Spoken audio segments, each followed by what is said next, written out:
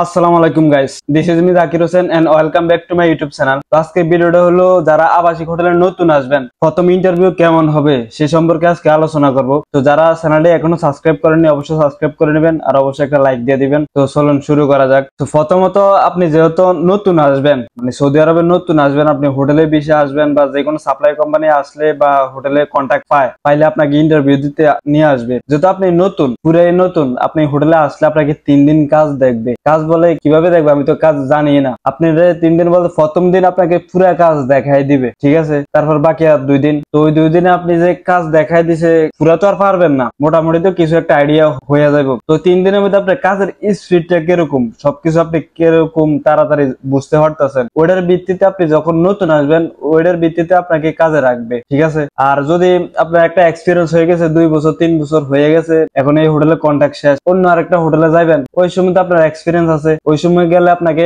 জিজ্ঞেস করবে, শুধু ইন্টারভিউ নিবে, যে বলবে যে এক্সপিরিয়েন্স আছে কিনা, অন্য হোটেলে এক্সপিরিয়েন্স আছে কিনা। তো আপনি বলবেন যে হ্যাঁ, I have a 2 years experience, মানে কিছুটা ইংরেজি জানা লাগবে। তো সমস্যা নাই, এখানে আসলে সবকিছু অটোমেটিক বুঝা যাবেন। অনেকে আছে যারা ইংরেজিও জানে না, আরবিও জানে না, তারা কাজ করে না, কারণ সাথে বাঙালি আছে, ইন্ডিয়ান আছে, হয়ে যাবে, এটা টেনশন নাই। তারপরে হলো আপনি ধরেন, যেহেতু আপনার 2 বছরের এক্সপিরিয়েন্স আছে, ওইখানে ইন্টারভিউ দিতে গেলে আপনাকে বলবে যে কোনো কেমিক্যাল আছে এখানে, প্রায় R1 R5 R2 R3 R4, মানে অনেক কেমিক্যাল আছে। এগুলো আপনি যেহেতু 2 বছর কাজ করেন, সবকিছু তো জানবেন, সবকিছুর একটা আইডিয়া হয়ে যাবে। এটা যারা নতুন আসবেন ইন্টারভিউ নিয়ে আশা করি কোনো টেনশনের দরকার নাই। কারণ আমিও কাজ করছি, আমিও যখন নতুন আসলাম, আমি তো আর আগে কাজ জানতাম না। যেহেতু আমি এখন হোটেলে কাজ করি, আমি তো আগে হোটেলে কাজ জানতাম না। তো আমার এরকম একটা হয়ে গেছে ভাই, 3 দিনের মধ্যে, মানে প্রথম ফার্স্ট যখন আসবেন ওই 3 দিনে আপনার ইম্পর্টেন্ট। প্রথম দিন আপনাকে কাজ দেখাই দিবে, ঠিক আছে। তো দ্বিতীয় দিন কাজ দেখাই দিবে পুরা, তো আপনি একটা আইডিয়া হয়ে গেল যে কাজটা দেখা দিল। তো দ্বিতীয় দিন আপনি কাজ করবেন, আপনার সাথে আরেকজন আছে না, তা